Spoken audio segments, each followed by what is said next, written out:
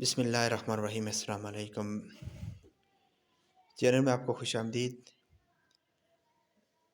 आज हम जो पेपर सॉल्व करेंगे ये सीनियर ऑडिटर का पेपर है 2021 का, जो AJKBSC में हुआ था। इसको सॉल्व करेंगे। आने वाले टेस्ट के लिए हेल्पफुल होगा। इससे पैटर्न का भी देखा जा सकता है और डिफरेंट पोर्शन से किस तरह से क्वेश्चन आते हैं उसको भी कि चीज़ें भी जो है वो क्लियर हो जाती हैं। So it will be helpful for you. तो सबसे पहले हम चलते हैं जी क्वेश्चन का। तो ये दो पार्ट्स होते हैं जी पेपर के। एक इंग्लिश का पार्ट होता है, दूसरा प्रोफेशनल पार्ट होता है। तो पहले इंग्लिश के क्वेश्चन है, इनको देखते हैं। पहला क्वेश्चन देखें। राइल is without ambition just running dash in the circle. राइल is without ambition just running around in the circle, across in the circle, और राउंड इन द सर्कल या विद इन द सर्कल। तो वो circle है तो running round होगा। इसमें option C correct है, round in the circle. If you leave your money laying about, somebody is sure to run dash with it. If you leave your money laying about, somebody is sure to run out with it. run out होगा, इसमें option D correct होगा। You look rather ruffled. Dash has anything happened to upset you? You have rather ruffled up, यहाँ पर up होगा। Up have any happened to upset you, इसमें option B correct. There is no need to rub dash the fact we lost by 3 goals. There is no need to rub with the fact we have lost 3 goals, इसमें option C correct है। A beautiful face is always compare with the moon. Beautiful face को चांद के साथ जो है वो किया जाता है कंपेयर, तो इसमें विद होगा। I have rough dash some arrangement for the more move tomorrow. I have rough in some arrangement for move tomorrow, तो यहाँ पर जो इंस होगा। Hockey team was roughed dash victory in the last few minutes of the play। इसमें जो है 2 होगा, ऑप्शन डी इसमें करेक्ट है। ऑप्शन 8 है no one privacy so secretary if it can not be trespass dash occasionally, तो इसमें option B correct है, ऑन होगा। क्वेश्चन नंबर 9 है the guest were standing dash after the dinner smoking and talking quietly, तो the guest were standing on after the dinner, standing on होगा। Smoking and talking quietly, इसमें option D correct है। The academic rigor of his lecture is fortunately tempered dash with। academic rigor of his lecture is fortunately tempered off, और double of of with होगा। he is blamed of steering in hearted among friends, इसमें option B होगा, steering in. Question number 12 है either you are he dash at fault. Either you are he at is at fault, he है तो single है तो is at fault. Adequate dash must be taken to avoid accident. Adequate precautions must be taken to avoid accident. Question number 14. The government has ordered a dash inquiry into the police firing. The government has ordered to judicial inquiry into the police firing. Judicial inquiry. Fungi dash is not included among the plant kingdom. Fungi जो है ये collective noun है तो इसका is होगा। Fungi is not included among the plant kingdom, option A correct है। What is the underline part of the sentence, choose the correct option. Underline part of the sentence क्या है जी? Please stand hair, hair जो है वो क्या है? ये जो है ये एडवर्ब है, तो इसमें ऑप्शन बी जो है ये करेक्ट होगा। Unfortunately we lost the match, ये अनफॉर्चुनेटली जो है ये क्या होता है? अनफॉर्चुनेटली एडवर्ब है, एडजेक्टिव है, कंजक्शन है या नाउन ऑफ दिस। तो अनफॉर्चुनेटली जो है ये इनमें से कोई भी नहीं है, तो यह ऑप्शन नॉन वाला होगा इसमें। Question number 18, a little knowledge is dangerous. तो लिटिल जो है ये क्या होगा? ये एडजेक्टिव है, इसको ऑप्शन सी करेक्ट है। नेक्स्ट है swimming is my favourite recreation, इसमें जी ग्रैंड है, ये ऑप्शन बी इसमें जो करेक्ट है। Borrow in the garments never fit with, तो ये जो नेवर फिट्स विद जो है ये क्या है? ये प्रेडिकेट, इसमें ऑप्शन सी करेक्ट होगा, प्रेडिकेट। तो ये था इंग्लिश का पोर्शन, इसके इम्पोर्टेंट क्वेश्चन को आपने देखा है। दूसरा जो है वो प्रोफेशनल पार्ट है, इसके ऊपर चलते हैं। तो पहला इसमें देखें, accounting principles based on practicability, subjectivity, convenience in recording या नॉन। तो ये जो अकाउंटिंग प्रिंसिपल होते हैं वो क्या होते हैं? वो पार्टिकेबिलिटी जो है उनके अंदर होनी चाहिए, तो इसमें ऑप्शन ए जो है ये करेक्ट होगा। Accounting principle should be practicability. Next है, which of the following factors is not considered significant in designing and accounting system of for a business? Not consider significant, जो को सिग्निफिकेंट कंसिडर नहीं किया जाता। इसमें जो सी ऑप्शन है, the need for the subsidy ledger and the other detail information is a contact in daily business operation, तो ये वाला होगा इसमें ऑप्शन सी करेक्ट है। The function of I A S B की फंक्शंस जो है वो क्या होते हैं जी? To compare the company financial statement with the true view of the fair view, to examine company financial statement for the evidence of the departure from the accounting standard and to initiate corrective action, to ensure the company auditors have performed a through audit या to produce international accounting standard। तो इसमें जो option D वाला जो है, जो IASB का function है वो ये है, वो इंटरनेशनल अकाउंटिंग स्टैंडर्ड को जो है वो बताता है, तो इसमें ऑप्शन डी करेक्ट होगा।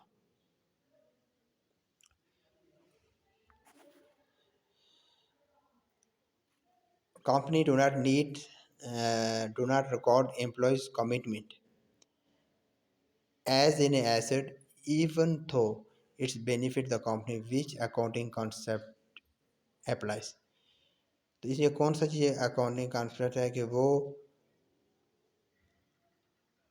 एम्प्लॉय के जो कमिटमेंट है उसको एज एन एसेट रिकॉर्ड नहीं करती, अगरचे वो कंपनी के लिए बेनिफिट है लेकिन वो उसकी कमिटमेंट को एज एन एसेट जो है जी नहीं लेती। तो ये कौन सा अकाउंटिंग इसमें अप्लाई होगा? ये कंसिस्टेंसी है, मनी मेजरमेंट है, एक्रूअल है या मटेरियलिटी है?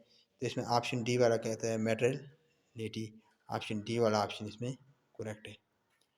The transaction which require adjusting entries are those that effect, जो एडजस्टिंग एंट्रीज होती हैं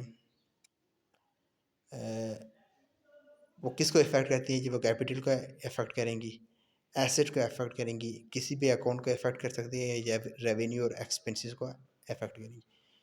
तो जो एडजस्टिंग एंट्रीज है वो रेवेन्यू और एक्सपेंस अकाउंट को जो है वो इफ़ेक्ट करती हैं। जब भी एडजस्टिंग एंट्रीज की जाएंगी तो उससे रेवेन्यू और एक्सपेंस अकाउंट के ऊपर जो है वो इफ़ेक्ट होगा। नेक्स्ट क्वेश्चन है, the basic purpose of the system of the internal control is to ensure that, जो system of the internal control होता है वो किस लिए होता है जी? Accrual operation of the business are considered in accordance with the management policies. Business is profitable. Theft and the fraud ETC is avoided. तो ये सारे ऑप्शन इसमें करेक्ट है। ये इंटरनल कंट्रोल सिस्टम इन सब के लिए हेल्पफुल होता है, तो इसमें ऑप्शन डी जो है ये करेक्ट है। स्पेशल जर्नल और मेंटेन टू, स्पेशल जर्नल क्यों मेंटेन किए जाते हैं? सिंप्लीफाई द पोस्टिंग प्रोसीजर के लिए है, ensure accuracy of the recording के लिए, increase volume of the recording के लिए, या अबव। तो ये जो स्पेशल जर्नल मेंटेन किए जाते हैं ये वॉल्यूम ऑफ द रिकॉर्डिंग को इंक्रीज करने के लिए इस्तेमाल किए जाते हैं। इसमें ऑप्शन सी वाला करेक्ट है कि special journal are maintain to increase volume recorded, ये वॉल्यूम रिकॉर्डेड को इंक्रीज करने के लिए होंगे, तो इसमें ऑप्शन सी करेक्ट है। General ledger is a book in which, general ledger कौन सी बुक होती है? और नहीं रियल अकाउंट जिसमें ओपन किए जाते हैं, या पर्सनल अकाउंट ओपन किए जाते हैं, या all the real and nominal accounts are open, जिसमें जनरल लेजर में तमाम जो है वो रियल और नॉमिनल अकाउंट्स जो है वो ओपन किया जाते हैं, जिसमें ऑप्शन सी जो है ये करेक्ट है। ये क्वेश्चन नंबर जो है 28 है, और इसमें ऑप्शन सी वाला जो है ये सी वाला जो ऑप्शन जो है वो क्या है, करेक्ट है। नेक्स्ट जो क्वेश्चन है question number 29, A business may make a loss in a year and yet may have more money in the bank. A reason for this could be that business है, उसको किसी year में जो है वो loss हुआ, लेकिन उसका बैंक में मनी जो है वो मौजूद है। तो इसकी क्या रीज़न हो सकती है? इसकी रीज़न जो है वो ऑप्शन ए है कि सम एसेट वर सोल्ड, कुछ एसेट जो है वो उसके फरोख्त कर लिए गए, जिसकी वजह से उसके बैंक के अंदर जो है वो मनी मौजूद है। इसमें ऑप्शन ए करेक्ट है। The according equation asset is equal to liability plus owner equity must remain in balance. ये जो इक्वेशन है जो अकॉर्डिंग इक्वेशन होती है asset is equal to liability plus owner equity, ये क्या होनी चाहिए कि through each step in the accounting cycle का जो हर स्टेप होगा उसमें ये इक्वेशन जो है ये बैलेंस होनी चाहिए। हर स्टेप के अंदर जो है ये इक्वेशन बैलेंस होनी चाहिए। ये बैलेंस करेंगे तो फिर हम जो है वो नेक्स्ट स्टेप के ऊपर जो है वो जाएंगे। तो इसमें ऑप्शन ए करेक्ट है। Through each step in the accounting cycle ये जो है ये क्या होनी चाहिए, बैलेंस होनी चाहिए। नेक्स्ट क्वेश्चन है, बाकी से option only when the journal entries, या सिर्फ जनरल एंट्रीज के वक्त नहीं, only at the time of the trial balance prepare किया जाता है उस वक्त ये बैलेंस चाहिए नहीं, बल्कि ये हर स्टेप के ऊपर ये बैलेंस चाहिए। Trade discount allowed on sale if appearing in the trial balance as shown in the final account in, trade discount जो है वो सेल के ऊपर जो है वो अलाउ किया गया है, वो ट्रायल बैलेंस में जो है अपेयर हो रहा है, तो वो फाइनल अकाउंट में किस तरह से शो होगा? तो ये शो होगा by way of the deducting from the sale in the trading account, वो by the way deducting from the sale in the trading account, वो सेल ट्रेडिंग अकाउंट में से सेल को डिडक्ट करके उसको जो है फाइनल अकाउंट में दिया जाएगा, तो इसमें ऑप्शन सी करेक्ट है। नेक्स्ट क्वेश्चन है, if the profit is 25% of the sale then it is 25% of the cost, 33 minus 1/3% of the cost, 20% of the car, या नॉन। तो जो प्रॉफिट जो है 25% ऑफ द सेल है, तो इसका जो ये 20% ऑफ द कॉस्ट होगा, इसमें ऑप्शन सी करेक्ट है। नेक्स्ट क्वेश्चन है question number 34, if drawing exist opening capital plus net profit and not new capital has been introduce then, drawing जो है वो ओपनिंग कैपिटल और नेट प्रॉफिट से जो है वो एग्जिस्ट कर गई हैं, और कोई न्यू कैपिटल जो है वो इंट्रोड्यूस जो है वो बिजनेस में नहीं किया गया, तो इसका क्या होगा? इससे बिजनेस जो है वो हेल्थी होगा, ड्राइंग अकाउंट्स में जो है वो क्रेडिट बैलेंस होगा, बिजनेस बैंक करप्ट हो जाएगा, या कैपिटल अकाउंट में क्रेडिट बैलेंस होगा। तो ये जो है ये क्या होगा, ये कैपिटल अकाउंट में क्रेडिट बैलेंस होगा, ऑप्शन डी जो है ये करेक्ट है।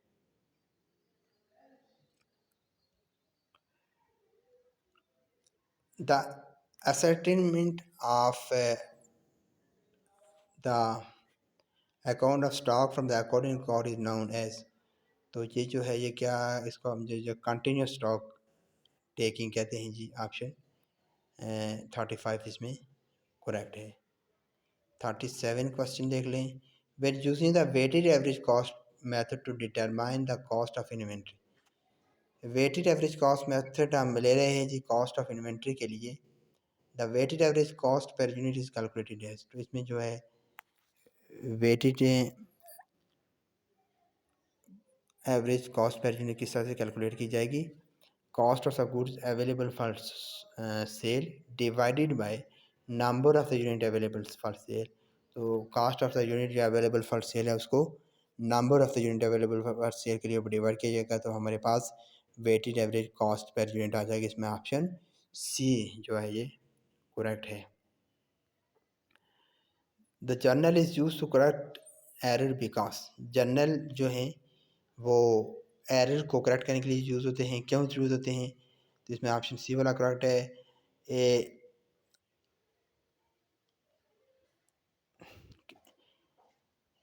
narrative can be included in the journal to explain the nature of the transaction and therefore explain the entries in the double entry record। इसमें ये option C जो है ये करेक्ट होगा। if there is a material significant debit balance on the suspend accounts, तो suspense accounts में अगर debit balance हो तो इसका क्या होता है, the underline error should be located and correct before prevail the financial accounts. Underlining जो एरर्स होंगी should be located and correct before the prepare in financial accounts में उसको करने से पहले जो है उसको क्लियर करना ज़रूरी है। What type of the budget is designed to take into account for cost change into the cost price? तो कौन सा टाइप्स है जी बजट की जिसमें forecast change into cost price जो है वो उसको कंसिडर किया जाता है जी। रोलिंग बजट है इसमें ऑप्शन बी करेक्ट है, rolling budget. The process of budgeting help in the control of, जब बजटिंग जो है वो किस में के लिए उनको हेल्पफुल होती है जी, कॉस्ट ऑफ प्रोडक्शन के कंट्रोल के लिए, लिक्विडिटी के लिए, कैपिटल एक्सपेंडिचर के लिए, ऑल ऑफ अबव। तो प्राइस ऑफ बजट जो है वो हेल्पफुल होगी for all of above. R&D research and development budget and the capital expenditure budget are the example of, ये शॉर्ट टर्म बजट है, करंट बजट है, लॉन्ग टर्म बजट है या नॉन ऑफ अबव। तो ये रिसर्च एंड डेवलपमेंट बजट और जो capital expenditure budget है ये लॉन्ग टर्म बजट होता है। इसमें ऑप्शन सी करेक्ट है।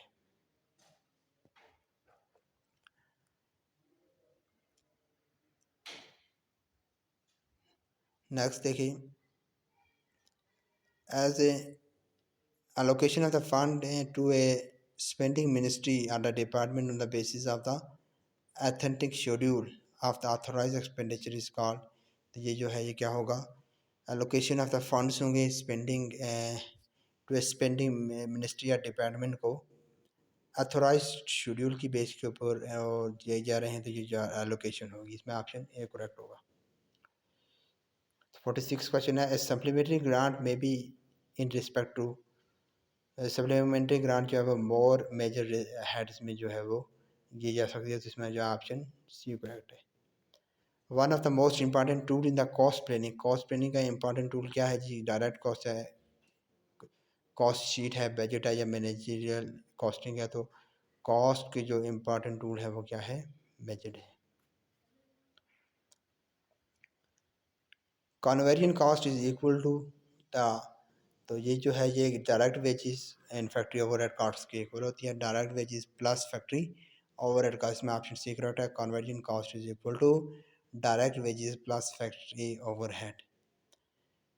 When premises is on a charge is due on rent in, तो ये इम्प्यूटेड कॉस्ट होगी, इसमें ऑप्शन सी जो है ये करेक्ट होगा।